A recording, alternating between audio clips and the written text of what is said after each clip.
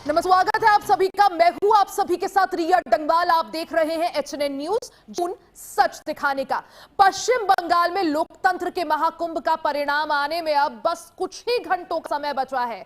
4 मई की सुबह जब ईवीएम खुलेंगी तो तय हो जाएगा कि बंगाल की सत्ता पर दीदी की फिर से वापसी होगी या फिर अब की बार कमल कोई नया इतिहास लिखेगा। लेकिन नतीजों से ठीक पहले पिछले 15 सालों से बंगाल की कमान संभाल रही मुख्यमंत्री ममता बनर्जी को एक बड़ा सुप्रीम झटका लगा है। कोलकाता हाईकोर्ट के बाद अब देश की सबसे बड़ी अदालत यानी सुप्रीम कोर्ट ने भी ममता सरकार की उस दलील को खारिज कर दिया जिसमें काउंटिंग सेंटर और केंद्रीय कर्मचारियों की तैनाती पर आपत्ति जताई गई थी। दरअसल टीएमसी का आरोप था कि काउंटिंग टेबल पर केंद्रीय कर्मचारियों की मौजूदगी निष्पक्षता को प्रभावित कर सकती है। टीएमसी का आरोप है कि केंद्र सरकार के कर्मचारी बीजेपी के प्रभाव में काम कर सकते हैं, लेकिन सुप्रीम कोर्ट ने आज बेहद सख्त टिप्पणी करते हुए साफ कर दिया कि यह चुनाव आयोग का संवैधानिक अधिकार है। यानी काउंटिंग टेबल में कौन होगा कौन नहीं, यह चुनाव आयोग का संवैधानिक अधिकार है। इसमें किसी अलग आदेश की जरूरत नहीं है। कोर्ट ने यह भी याद दिलाया कि चुनाव की प्रक्रिया के दौरान हर कर्मचारी सिर्फ चुनाव आयोग के अधीन होता है, ना कि केंद्र या राज्य के। अब सवाल यह है कि आखिर दीदी को केंद्र कर्मचारियों से डर क्यों लग रहा है? क्या यह हार की आशंका से पहले का कोई सुरक्षा कवच है या फिर वाकई निष्पक्षता पर सवाल है? अब सबसे बड़ा सवाल यह है कि क्या चुनाव आयोग के विशेष अधिकार पर सवाल उठाना संविधान की मर्यादा के खिलाफ नहीं है? आज इसी मुद्दे पर हम चर्चा करेंगे कि बंगाल का फैसला दीदी की टेंशन या सुप्रीम सच। देखिए, पश्चिम बंगाल में 2 चरणों में यानी 2 फेज में वोटिंग हुई। 4 मई को नतीजे सभी के सामने होंगे। सवाल यह है कि 15 साल से बंगाल की सत्ता पर काबिज ममता बनर्जी अब की बार जीतेंगी, यानी जीतने में कामयाब रहेंगी, अपनी सत्ता बचाने में कामयाब रहेंगी, या फिर अब की बार बंगाल में खेला होने वाला है और कमल खिलने वाला है। देखिए, अगर पश्चिम बंगाल में अब की बार भारतीय जनता पार्टी जीतती है तो ऐसा पहला मौका होगा जब भारतीय जनता पार्टी पश्चिम बंगाल में सत्ता पर काबिज होगी। और यही वजह है कि अब की बार ये लड़ाई जो है वो नाक की लड़ाई बन गया है, यानी दीदी बनाम दादा बन चुका है। तो सवाल कई है, इन्हीं सवालों का आज हम जवाब ढूंढेंगे। हमारे साथ खास मेहमान भी जुड़ गए हैं। परिचय जल्दी से करवा देती हूं कौन कौन इस वक्त हमारे साथ हैं। लेकिन उससे पहले एक बार समझिए कि पश्चिम बंगाल में ये पूरा खेल आखिर किस वजह से शुरू हुआ है। देखिए, जो है हाईकोर्ट पहुंची, उसके बाद सुप्रीम कोर्ट पहुंची, आपत्ति जताई गई बात को लेकर कि काउंटिंग टेबल पर सिर्फ और सिर्फ केंद्र कर्मचारी ही, लेकिन सुप्रीम कोर्ट ने भी ममता बनर्जी को फटकार लगाई और साफ तौर पर कहा कि एक ऑटोनॉमस बॉडी है। इसी पर चर्चा करेंगे। हमारे साथ खास मेहमान जुड़ गए हैं। परिचय, पॉलिटिकल एनालिस्ट संदीप चौधरी जी हमारे साथ हैं। भारतीय जनता पार्टी के लिए अनिल गोयल जी हमारे साथ हैं। टीएमसी से प्रवक्ता संबीर चटर्जी हमारे साथ हैं और कांग्रेस का पक्ष रखने के लिए संदीप त्रिपाठी जी हमारे साथ हैं। साथ ही वेद प्रकाश जी वरिष्ठ पत्रकार हमारे साथ हैं। आप सभी का बहुत बहुत स्वागत है। सबसे पहले संबीर चटर्जी, आप ही के साथ चर्चा की शुरुआत करना चाहूंगी। सुप्रीम कोर्ट से बड़ा, सुप्रीम कोर्ट से पहले आप लोगों को हाई कोर्ट ने भी फटकार लगाई थी। जिस तरह से आप लोग आपत्ति जताई कि काउंटिंग टेबल पर सिर्फ केंद्र कर्मचारी ही क्यों, अब ऐसे में क्या समझा जाए? जनता क्या समझे, बंगाल की जनता क्या समझे, देश की जनता क्या समझे? क्या हार का डर यह है?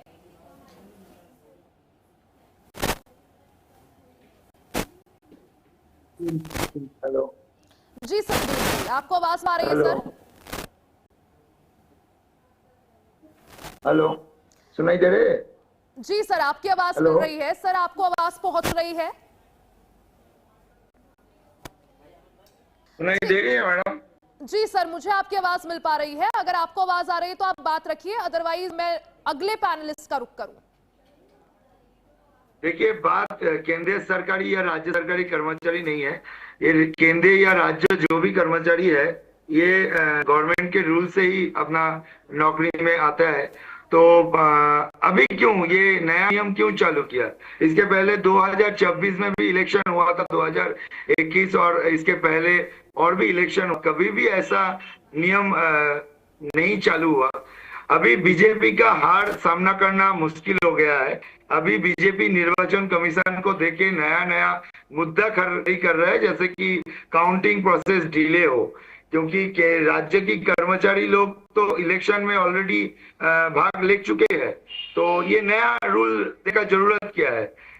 क्या इस राज्य को जब दखल करने के लिए बीजेपी बोल रहा है, बीजेपी इस राज्य को राज्य कर्मचारी या बंगाली जो राज्य कर्मचारी है उन लोगों को विश्वास नहीं कर सकता। ये हालत है बीजेपी का। संबीर जी, आप लोगों ने कहा, टीएमसी ने कहा कि जो केंद्र कर्मचारी हैं वो बीजेपी के इन्फ्लुएंस में काम कर सकते हैं। 2024 में तो ऐसा नहीं था काउंटिंग के वक्त, तो क्या समझा जाए? 2024 जब चुनाव हुए तो जब काउंटिंग के दौरान 2024 की लोकसभा चुनाव में काउंटिंग के दौरान सिर्फ राज्य कर्मचारी काउंटिंग सेंटर या काउंटिंग टेबल पर थे, तो क्या टीएमसी के इन्फ्लुएंस में काम हुआ? नहीं, आप बात को घुमा रहा है, ये हम सर मैं बात को क्यों घुमाऊंगी? मैंने सीधे सवाल पूछा। अगर आप लोगों को लगता है सिर्फ आशंका के बेस पर तो नहीं किया जाता है, कहा जा सकता, क्योंकि आप लोगों को लगता है ऐसा कोई हार है सर, इस आरोप का कोई आधार है? आने के इच्छा प्रकाश कर रही है। राज्य के कर्मचारी से क्या प्रॉब्लम है? उनके क्या प्रॉब्लम है? क्यों उनके पास से ऑब्जेक्शन गया है? निर्वाचन कमीशन क्यों ऐसा कुछ बात बोल रहे हैं? और ये तो हो नहीं सकता। ये राज्य सरकारी कर्मचारी, केंद्र सरकारी कर्मचारी कोई भी आ सकता है, मगर स्पेशली क्यों राज्य सरकारी कर्मचारियों को बात देकर केंद्र सरकारी कर्मचारियों को बिठा रहा है? केंद्र सरकारी कर्मचारी अब है कौन? बैंक वालों। अभी बैंक में अब जाते हो तो कितना केंद्र सरकारी कर्मचारी को मिलता है? ये तो एक दिन का परिसेवा भी बंद हो जाएगा। बीजेपी जो कर रहे हैं, एक दिन का बैंक का परिसेवा भी बंद हो जाएगा। ठीक है। अनिल जी हमारे साथ हैं, भारतीय जनता से नेता है, उनसे मैं जवाब ले लेती हूँ।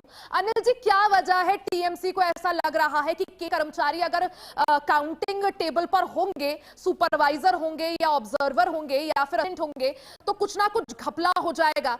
क्यों टीएमसी को ऐसा लग रहा है कि कर्मचारी बीजेपी के इन्फ्लुएंस में, प्रभाव में काम करेंगे? अनिल जी। चोर की दाढ़ी में तिनका। निश्चित तौर पर इन्होंने अपने राज्य कर्मचारियों को दबाव में डाला होगा, राज्य कर्मचारी दबाव में काम कराया होगा, राज्य कर्मचारी से गड़बड़ करवाने की इनकी प्लानिंग होगी। और जब केंद्र सरकार, जब चुनाव आयोग ने केंद्र सरकार के कर्मचारी लगा दिए तो इनकी प्लानिंग फेल हो गई। और जबकि ये चुनाव आयोग का संवैधानिक अधिकार है कि वो कहीं, चाहे स्टेट के कर्मचारी लगाए चाहे सेंट्रल कर्मचारी लगाए, कर्मचारी हैं। तो इनको एक हार का डर, उस हार के डर से पहले इसको कहना शुरू कर दो, जिससे कि कल को ये होगी गड़बड़ी होगी। दूसरा, इन्होंने प्लानिंग से केंद्र राज्य सरकार के कर्मचारी, उनको कुछ बहका रखा होगा, उनको समझा रखा होगा, उनसे कुछ कराने की प्लानिंग होगी, वो इनकी फेल हो गई। तो निश्चित तौर पर हार की बौखलाहट, प्लानिंग का फेल होना, ये कारण मेरी समझ में आता है कि इनको कोर्ट में जाना पड़ा और कोर्ट से इनको फटकार पड़ी है। कोर्ट साफ कहा है कि चुनाव को संवैधानिक अधिकार है, चुनाव आयोग का फैसला अंतिम है, आपको किस लगाए किसको नहीं लगाए उस पर कोई फर्क नहीं पड़ता। और जो चुनाव के अंदर कर्मचारी लगे हैं वो ना राज्य कर्मचारी हैं ना केंद्र सरकारी कर्मचारी है, वो चुनाव आयोग के कर्मचारी हैं। उनको चुनाव आयोग के कर्मचारी मान के काम करना चाहिए। और निश्चित तौर पर 2024 में जब लोकसभा चुनाव थे तो हमने इस किस्म की कोई आपत्ति नहीं उठाई। ये जो नए नए तरह के बहाने ढूंढ रहे हैं, चुनाव आयोग को अपना काम नहीं करने दे रहे हैं, चुनाव आयोग के काम में बाधा डाल रहे हैं, तो निश्चित तौर पर दिखाई दे रहा है कि इनको हार दिखाई दे रही है। बौखलाहट के अंदर ये ऐसे खा रहे हैं जो गैर संवैधानिक हैं। इनको संविधान की। ठीक है संबीर जी, क्या हार के डर से इस तरह का नैरेटिव बनाया जा रहा है पहले ही? और जो सवाल यहाँ पर अनिल जी ने भी पूछा, यही कहा कि आपकी सरकार में ऐसा किया गया होगा, राज्य कर्मचारियों पर दबाव बना होगा, इन्फ्लुएंस किया गया होगा, प्रभाव डाला हो गया होगा, तो आपको लगता है कि और लोग भी ऐसा कर रहे हैं? संबीर जी। नहीं, बात ये नहीं है। ये ग्राउंड रियलिटी बंगाल को अगर समझिए, और जो कोर्ट का बात आप बोल रहे हो, ये कोर्ट यार के मामले में भी बहुत फैसला सुना चुकी है। पर शक करने का अधिकार नहीं है, अपने गिरवान में झांकना चाहिए भाई मेरे। आप दूसरे पर शक कर रहे हो, पहले अपने गिरवान में झांको। ऐसा नहीं है तो वैसा भी नहीं है, कैसा भी नहीं है। चुनाव आयोग को अपना काम करने दो। आपको क्यों लग रहा है? क्योंकि ये इतना पीसफुल वोटिंग हुआ है, सभी तो चुनाव आयोग को जो सवाल तो आपकी सरकार ने, सर सवाल तो आप सरकार ने केंद्र बलों की तैनाती पर भी उठाए थे। क्यों ऐसा लग रहा है? हम पूछते हैं उनसे कि पीस तो क्यों पहली ऐसा बार लग रहा हुआ है, है। अभी इतना पीसफुल निर्वाचन हुआ, तब कैसा लगा, तब आपको तो ठीक रहा है ना, तो काउंटिंग में क्या प्रॉब्लम हो गया? केंद्रीय सुरक्षा बलों के ऊपर चुनाव निष्पक्ष हुआ है, चुनाव शांतिपूर्वक हुआ है। नहीं तो पहले कितना रंजित होता था, कितने लोग मारे जाते थे, कितना वही तो गुंडागर्दी होती बंगाल गवर्नमेंट का कर्मचारी तो लोग अगर आप बंगाल ठीक का है, संदीप अगर चौधरी जी बंगाल हमारे इतिहास साथ का हैं, कर्मचारी तो पॉलिटिकल नहीं किया, एनालिस्ट तो हैं। के मुकाबले में संदीप आज जी, पश्चिम पिछले बंगाल चुनाव की में लड़ाई नहीं बात करें, क्योंकि पूरी तरह से अब ये चुनाव जो है साख की लड़ाई बन गया है, नाक की लड़ाई बन गया है। यही वजह है कि ना ममता दीदी थक रही हैं। हमने देखा किस तरह से स्ट्रांग रूम का उन्होंने निरीक्षण किया 3-4 घंटे, उसके बाद ये लड़ाई अब सुप्रीम कोर्ट पहुंचती है। क्या लग रहा है, आप इस चुनाव को कैसे देख रहे हैं संदीप जी? आपका एनालिसिस क्या कहता है? देखिए रिया जी, मैं ऐसे देखता हूँ चुनाव को कि टीएमसी और बीजेपी, मोदी जी और ममता जी और बीजेपी के कार्यकर्ता और टीएमसी के कार्यकर्ता दोनों पूरे जोश से चुनाव लड़ते हैं। अभी तक बीजेपी अलग अलग स्टेट में विपक्ष इतना तगड़ा नहीं मिलता था, जो कार्यकर्ता से लेकर नेताओं से लेकर पूरी पार्टी और टॉप लीडरशिप बराबर टक्कर दे सके। यहाँ पर टक्कर बराबर की है, ना बीजेपी कम है, ना शुभेंदु अधिकारी कम है, ना ममता जी कम है, ना टीएमसी के कार्यकर्ता कम है। रही दोनों दल जो है फूक कर कदम रखना चाहते हैं। ममता को जब कोई चीज देखिए, काम सारा चुनाव आयोग ने करना है, चुनाव आयोगी स्टेट के कर्मचारियों को इस्तेमाल कर सकता है, चुनाव आयोगी केंद्र के लोगों को इस्तेमाल कर सकता है। लेकिन ममता जी को ये कहीं ना कहीं एक इनसिक्योरिटी पैदा हो जाती है जब हम केंद्र की बात करते हैं, क्योंकि कई ऐसे लोगों को अपॉइंट किया गया। सबसे पहले तो आप देखिए, विपक्ष की तरफ किसी भी दल को ले लीजिए, सबको एक संदेह के घेरे में ज्ञानेश कुमार पर उंगली उठती रहती है, क्योंकि उनका अपॉइंटमेंट विपक्ष की किसी सलाह से, मशवरे से या विपक्ष के नेता से नहीं किया गया है। तो इस वजह से कहीं ना कहीं एक डर और इनसिक्योरिटी रहती है। हालांकि मैं मानता हूं कि चुनाव ठीक तरीके से होगा, चाहे सरकार बीजेपी की बन जाए, चाहे सरकार टीएमसी की बन जाए, वो एक अलग मसला है। लेकिन जहां तक मुझे इनपुट मिल रहे हैं और मेरे साथियों के माध्यम, मीडिया के माध्यम से, कि चुनाव शांतिपूर्ण हुआ है और कम कोई भी नहीं है, ना बीजेपी कम रही है, ना टीएमसी कम रही है। बिल्कुल, बंगाल के इतिहास में सबसे शांतिपूर्ण चुनाव ये रहा है। पिछले चुनाव की अगर मैं बात करूं, कई लोगों की जान नहीं थी, कई झड़पों की घटनाएं सामने आई थी, हजारों झड़प हुई थी, और अब की बार जो है उसके कंपेयर में शांतिपूर्ण रहा। हमारे साथ वेद प्रकाश जी भी हैं, वरिष्ठ पत्रकार हैं। वेद जी, जिस तरह से पूरा चुनाव देखे, पश्चिम बंगाल में ममता बनर्जी भी कम नजर नहीं आ रही है। सुप्रीम कोर्ट वो पहुंचने से पहले हाई कोर्ट पहुंचती है, और यही आपत्ति जताई जाती है कि जो काउंटिंग टेबल है पर केंद्र सरकार के कर्मचारी आखिर क्यों तैनात हो, वही सुपरिटेंडेंट या वही असिस्टेंट हो। अब सुप्रीम कोर्ट जब ये स्पष्ट कर चुका है अपनी टिप्पणी में कि चुनाव आयोग एक ऑटोनॉमस बॉडी है, उसका अधिकार है, वो चाहे राज्य कर्मचारियों को रखे, चाहे केंद्र के कर्मचारियों को रखे, वो सरकारी कर्मचारी है, वो इस वक्त आयोग के अधीन आते हैं। तो इसके बाद क्या राजनीतिक दलों के पास प्रक्रिया पर सवाल उठाने का कोई नैतिक आधार बचता है? सर रिया जी, आपने बिल्कुल अभी आपने कहा है कि 2024 के लोकसभा चुनाव में जब राज्य सरकार के कर्मचारी जब थे तो उनको कोई आपत्ति नहीं थी, लेकिन इस बार जो चुनाव विधानसभा के हुए हैं उसमें इनको केंद्र सरकार के कर्मचारी को लेकर जो आपत्ति थी। तो आपने देखा है कि सुप्रीम कोर्ट के माननीय जस्टिस बागची ने जो कहा है कि राज्य सरकार के कर्मचारी हो या केंद्र सरकार के कर्मचारी हो, वो चुनाव आयोग की अपने एक संवैधानिक अधिकार को लेकर जो वो किसी तरह के फैसले लेने को लेकर स्वतंत्र है।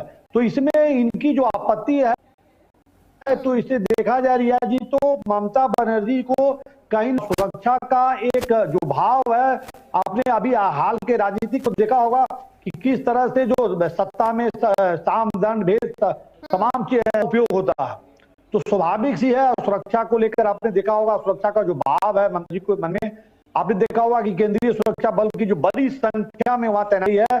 तो तमाम जो चुनाव को लेकर आपने देखा है कि शांतिपूर्ण जो चुनाव संपन्न हुआ है, तो कहीं ना कहीं केंद्र सरकार की जो अपने जो मापदंड है उसमें केंद्र सरकार जो कड़ी मेहनत उन्होंने चुनाव को लेकर किया है कि चुनाव में कहीं किसी तरह से कोई इस तरह का असुरक्षा का भाव आम आदमी के बीच में नहीं हो। तो ममता बनर्जी अभी फिलहाल आपने देखा होगा कि चुनाव कांटे की टक्कर, मतलब बहुत क्लोज फाइट है वहां पश्चिम बंगाल में। चुनाव अगर एग्जिट पोल्स पर भी ध्यान, लड़ाई इतनी आसान नहीं है। मैं सरल शॉर्ट टर्म में अगर कहूं तो 3 अहम फैक्टर पे चुनाव वहां पे है। एक तो ममता बनर्जी और मनी और तीसरा आपका मुस्लिम। तो ये तीन बहुत ही महत्वपूर्ण फैक्टर है। आपका होगा कि उनका जो एक लक्ष्मी भंडार योजना है ममता बनर्जी का पहले से चल रहा, उसके माध्यम से जो पैसे दिए गए हैं 1 से 1.25 करोड़ लोगों के खाते में 1500 से 1700, दलितों को 700 और सामान्य वर्ग को महिलाओं को 1500 रुपए बांटे गए हैं। दूसरा एक कन्याश्री योजना है और इसी तरह एक रूपाश्री योजना है। तो इन योजनाओं को लेकर ममता बनर्जी भी कहीं न कहीं महिला वोटर्स को लेकर काफी आशान्वित है। महिला और जैसा मैंने कहा महिला, मनी और मुस्लिम। तो मुस्लिम वोट बैंक आप देखे होंगे पश्चिम बंगाल में 28% के लगभग वोट हैं। तो ये तमाम फैक्टर हैं, लेकिन व्यवहारिक तौर पे राजनीति में किसी बात को लेकर इनकार नहीं किया जा सकता। और वेद जी, जिस तरह आपने कहा कई फैक्टर्स ऐसे रहे हैं जो इस चुनाव में जो है किसी एक को सत्ता तक पहुंचाएंगे, लेकिन उसके लिए मुझे लगता है चुनाव परिणाम के लिए थोड़ा और इंतजार। यहाँ पर संदीप त्रिपाठी जी भी है कांग्रेस का पक्ष रखने के लिए। संदीप जी, इससे पहले भी कई बार कांग्रेस जो है वोट चोरी का मुद्दा उठा चुकी है, ईवीएम पर सवाल उठा चुकी है, और कांग्रेस और चुनाव आयोग के बीच की जो खटपट है वो किसी से छिपी नहीं है। अब की बार जब पश्चिम बंगाल में चुनाव है, ममता बनर्जी का सुप्रीम कोर्ट पहुंचना, सवाल उठाना काउंट की प्रक्रिया पर, उनका यह कहना कि काउंटिंग की टेबल पर केंद्र कर्मचारी ही क्यों तैनात हो, इसको लेकर कांग्रेस का क्या स्टैंड है? क्या इस बात पर वो ममता के साथ समर्थन देते हुए ना रहे हैं? कांग्रेस को भी शक है कि काउंटिंग के दौरान घपला हो सकता है, केंद्र सरकार के जो कर्मचारी हैं वो बीजेपी के एजेंट के तौर पर काम कर सकते हैं, या कांग्रेस इस वक्त ईवीएम पर भरोसा करती है, निष्पक्ष चुनाव पर भरोसा करती है? रिया जी, पहली बात तो ईवीएम पे सवाल उठाने की बात अभी आपने कही, तो 2 हफ्ते के पहले ईवीएम पे सवाल भारतीय जनता पार्टी, इवन आज के देश के मौजूदा प्रधानमंत्री इन्होंने तक लगाया है। इनके एक जो है बड़े नेता है वो तो हो गए कि नेपथ्य में चले गए, इतनी मोटी किताब लिख के गए हैं ईवीएम चोरी पर, चोरी पर, और आज ये ज्ञान अगर बिल्कुल मैं मानती हूँ सर, भारतीय जनता पार्टी के भी कई बड़े नेता ईवीएम पर सवाल उठा चुके हैं, लेकिन अभी सवाल मेरा कांग्रेस के स्टैंड पर था। नमस्कार, आप ही बोल लीजिए। नहीं सर, आपको समय दे रही हूँ। सवाल मेरा कांग्रेस के स्टैंड पर था कि इस पूरे कांग्रेस का क्या पक्ष है? यही जो आपने किया ना, यही भारतीय जनता पार्टी के लोगों को बचाने का काम करता है। सर, बीजेपी के लोगों को मैं क्यों बचाऊंगी? मैंने सिंपल आपसे पूछा सर कि कांग्रेस का क्या पक्ष है? अपनी बात आप रखिए ना, कांग्रेस का क्या स्टैंड है? बोलने से किसने रोका? ये बीजेपी का पक्ष रखने के लिए बीजेपी के नेता है हमारे साथ। चार पैनल के लोगों ने बीच में आपने किसके बोला? किसी के बीच में बोला आपने? अरे आप तो आपको ऐसा लगता है तो सर इसमें मेरी गलती नहीं है, मैंने आपको पूरा समय दिया, संदीप को पूरा समय दिया, और मैं समय अभी भी देने के लिए तैयार हूँ। मैंने सिंपल आपसे पूछा कांग्रेस का क्या आपको बताना है तो आप बताइए, आपको नहीं बताना तो ठीक है, आपकी मर्जी है उसमें। ठीक है, कर ले। हाँ ठीक, नमस्कार। ठीक है, अनिल साथ है। अनिल जी, क्या वजह है कि बार बार जो है सवाल ईवीएम पर उठते हैं? आखिर क्या ईवीएम को लेकर जो है बार बार प्रश्न चिन्ह खड़े होते हैं, और हर बार जो है सवाल घूम फिरकर इस बात पर टिक जाता है कि भारतीय जनता पार्टी के इशारों पर चुनाव आयोग काम करता है? रिया जी, मेरे कांग्रेस भाई की अभी बोल रहे थे, स्पष्ट कहना चाहता हूं, पहले तो ये तय कर लें कि ईवीएम गलत है या ईवीएम सही है। ये ईवीएम को लेकर के आए थे, हमने उस ईवीएम का अगर हमने ठीक विरोध करा था तो ये कहें कि हमने उस टाइम ठीक बताया, वो गलत। और अगर ईवीएम ठीक थी, हमने गलती करी है, तो गलती क्यों रिपीट कर रहे हैं आप? मैं ये नहीं, कंफ्यूज ये है कि अपनी बात को सही तरीके से रख भी नहीं पा रहे हैं, अपने फैसले पर टिक नहीं पा रहे हैं। लेकिन तो अनिल जी देखिए, सवाल इसलिए भी उठते हैं क्योंकि आज जिस ईवीएम की पैरवी आप लोग करते हैं, एक वक्त पर आप ही के कई बड़े नेताओं ने उस ईवीएम पर सवाल उठाए थे। मैं रिया जी, मैं यही कह रहा हूं कि हमने सवाल उठाए थे, इनके हिसाब से हमने गलती करी थी, तो अब ये गलती रिपीट क्यों कर रहे हैं? मैं वही बात कह रहा हूं कि अगर इनके हिसाब से गलती करी थी तो ये गलती रिपीट क्यों कर रहे हैं, पहली बात।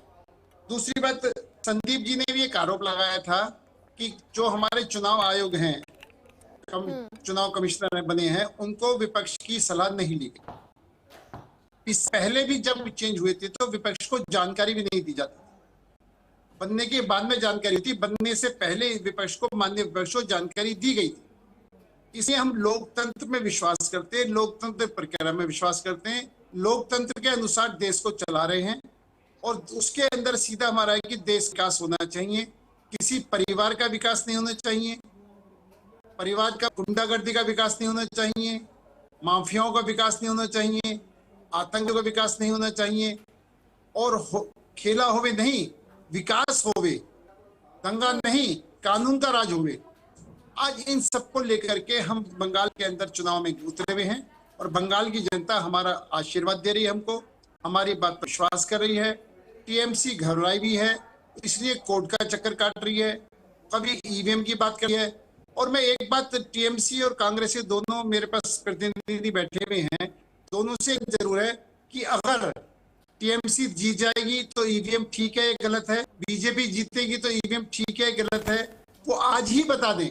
कांग्रेस के भाई भी और टीएमसी के भाई भी बता दें कि अगर जीतेगी तो भी ईवीएम ठीक है गलत है, अगर बीजेपी जीतेगी तो मैं सवाल ले लेती हूं। समीर जी, और अनिल जी यही पूछ रहे हैं, अगर टीएमसी यानी ममता बनर्जी पिछले 15 सालों से बंगाल का नेतृत्व कर रही हैं, अगर अब की बार भी जीतती हैं, कामयाब रहती हैं, तो क्या तब भी आप लोगों के आरोप जो है सेम रहेंगे?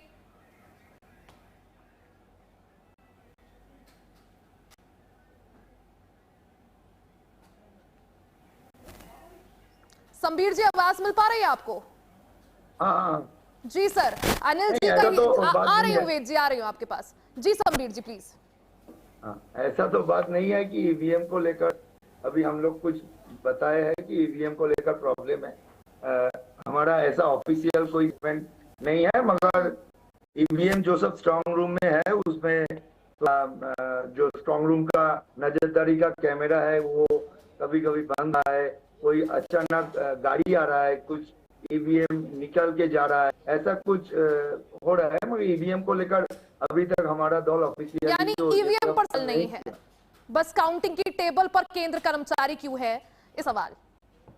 हमका बात ये सिर्फ केंद्रीय कर्मचारी को नहीं, आप बात को उल्टा तरफ लेके जा रहे हो। ये बात है कि क्यों राज्य सरकारी कर्मचारी से प्रॉब्लम है। वो लोग अगर पीसफुल वोट कर सकते हैं, वो लोग एसआईआर कर सकते हैं, और जिस राज्य को बीजेपी आशा दिख रहे हैं, खौफ दिख रहे हैं कि इस राज्य को दखल लेगा, उसका कर्मचारी कोई विश्वास नहीं कर रहे। ये कौन सा बीजेपी का नीति हो गया? ठीक है, वेद प्रकाश जी सर आप पूरा कर लीजिए। एक मिनट, विकास की नदियां तो इतना भयावह है। आयोग का फैसला है, ये बीजेपी का फैसला नहीं है कौन से कर्मचारी लगेंगे कौन से कर्मचारी नहीं लगेंगे, चुनाव आयोग का फैसला है, ना बीजेपी का फैसला है ना टी का फैसला है।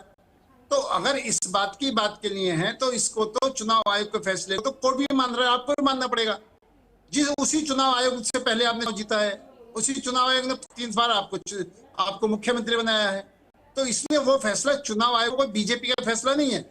इसलिए आप इसको बीजेपी फैसला मत मानो, चुनाव आयोग का फैसला मांगो। और चुनाव आयोग को अधिकार है कि चाहे वो केंद्रीय कर्मचारी से काम करे चाहे राज्य सरकारी कर्मचारी से काम करे, ठीक है, तो उसको अपना अधिकार है। यहाँ पर संबीर जी का कहना है, जो टीएमसी से प्रवक्ता है, संबीर जी का आरोप है कि जब वही राज्य कर्मचारियों ने मिलकर एसआईआर की प्रोसेस कराई, क्या इतना भी भरोसा नहीं है? आखिर क्या वजह है कि चुनाव आयोग का ये जो सर्क्यूलर सामने आया था कि हर टेबल पर अनिवार्य रूप से एक केंद्र कर्मचारी होगा? रिया जी, अनिल जी मेरे से पूछ रहे हो ना? नहीं सर, ये वेद प्रकाश जी से सवाल, मैं आऊंगी आपके पास। जी वेद जी। नहीं, मेरा ये कहना है जी कि हार का ठीकरा एकदम से ईवीएम पे फोड़, अब अगर आपकी जीत होती है तो बहुत सही है, हार होती है तो आप आराम से ईवीएम पे इसका हार का ठीकरा फोड़ देना। खासकर कांग्रेस के देखा होगा, उनके जो पैनलिस्ट अभी बैठे थे वो अपनी बातों को रखने के बजाय अपनी बातों को रखने के बजाय आसानी से यहां से निकल ली है। तो कांग्रेस वहां देखिए पश्चिम बंगाल में एक अधीर रंजन चौधरी को छोड़ दे तो कांग्रेस किस उत्साह से चुनाव पश्चिम बंगाल में लड़ रही है, आप देख रही है। और किसको फायदा इससे मिल रहा है, चाहे वो सीपीएम हो, कांग्रेस हो या लेफ्ट हो। तो देखिए कांग्रेस की देखिए क्या है, कांग्रेस के जो हालात हैं संगठनात्मक तौर पे, तो उनके लिए आसान है कि सब कुछ ईवीएम के हवाले कर देना। अब उनके प्रवक्ता ऑफिशियल थे या क्या थे पता नहीं मुझे, अपनी बातों को यहाँ बेहतर ढंग से रखने के बजाय लोगों से आम आवाम जो अभी देख रहे हैं चैनल के माध्यम से, इस प्लेटफॉर्म के माध्यम से अपनी बातों को अच्छे रखने के बजाय वो देख लीजिए दो शब्द बोले बगैर इतनी मेहनत भी उनको जुड़ नहीं पा रहे हैं, तो वो कांग्रेस के हालात अगर आज इतने बुरे हैं तो उन्हें कोई दो राय नहीं है कि हालात के जिम्मेवार वो स्वयं है। तो इनको ईवीएम कहां से भर वोट मिल जाए। पश्चिम बंगाल में आप देखिए रिया जी, तो कांग्रेस किस एक अधीर चौधरी को छोड़ दें तो बाकी उनके क्या हालात है पश्चिम बंगाल में, किस उत्साह से लड़ रही है। समान बात है, एक विज्ञापन को लेकर भी आप देख लीजिए, चाहे वो छोटा से छोटा प्लेटफॉर्म है या बड़ा, कहीं इस बात को लेकर कांग्रेस के क्या हालात है देख लीजिए आप। बिल्कुल, यानी यही समझा जाए कि पश्चिम बंगाल में अब की बार जो पूरी लड़ाई है वो TM versus Bharatiya Janata party नजर आ रही है। लेकिन बिल्कुल, जो चुनाव के जो नतीजे हैं उसके लिए थोड़ा और इंतजार, हालांकि 4 मई को तस्वीर जो है वो पूरी तरह से साफ हो जाएगी कि जनता का आशीर्वाद किसके साथ है। आप सभी बने रहिएगा, चर्चा को आगे बढ़ाएंगे। तो देखिए, बंगाल में बवाल जमकर जारी है, ईवीएम पर सवाल भी उठ रहा है। इस बीच ममता बनर्जी को सुप्रीम कोर्ट से झटका भी लगा है। इस पर चर्चा को आगे रुक रहे हैं, छोटे से ब्रेक के लिए फौरन वापस आएंगे, बने रहे हमारे साथ।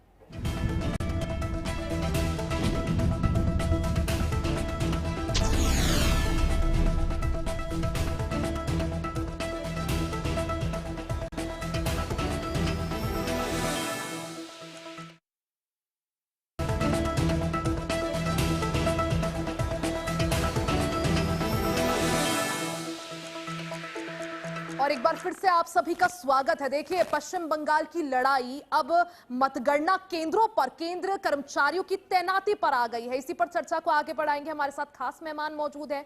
संबीर जी, सर मैंने आपको ब्रेक से पहले रोका था, आप पहले अपनी बात पूरी कर लीजिए सर प्लीज। क्यों ऐसा लग रहा है सभी को कि एक स्पेशल कम्युनिटी को सुविधा देती जा रही है? आप जानते हो कि दुर्गा पूजा में हर पूजा कमेटी को दीदी क्या सरकार 1,10,000 करके अनुदान देती है, पूजा जैसे सुंदर करना होता है। इसीलिए आप जानती हो दीघा में दुनिया के सबसे दूसरी बड़ी जगन्नाथ मंदिर निर्माण की गई है और उसके निर्माण के बाद जगन्नाथ देव की प्रसाद राशनिंग व्यवस्था के साथ गवर्नमेंट हर घर में हर कम्युनिटी के लोग के घर पे पहुंचा दिए हो। ये सब बीजेपी का मुद्दा है, मगर बीजेपी का तो विकास कुछ नहीं है। वो केंद्र में 12 एमपी को लेके जाके बंगाल से सिर्फ 2 प्रतिमंत्री दिए, कोई पूर्ण मंत्री भी नहीं दी है। बीजेपी बंगाल के तरफ कोई नजर भी नहीं देती, तो उसका बोलने का एक ही चांस है। काम किया है तो सबके लिए किया है, चाहे वो हिंदू हो वो मुस्लिम हो। जी वेद जी, सर जल्दी से।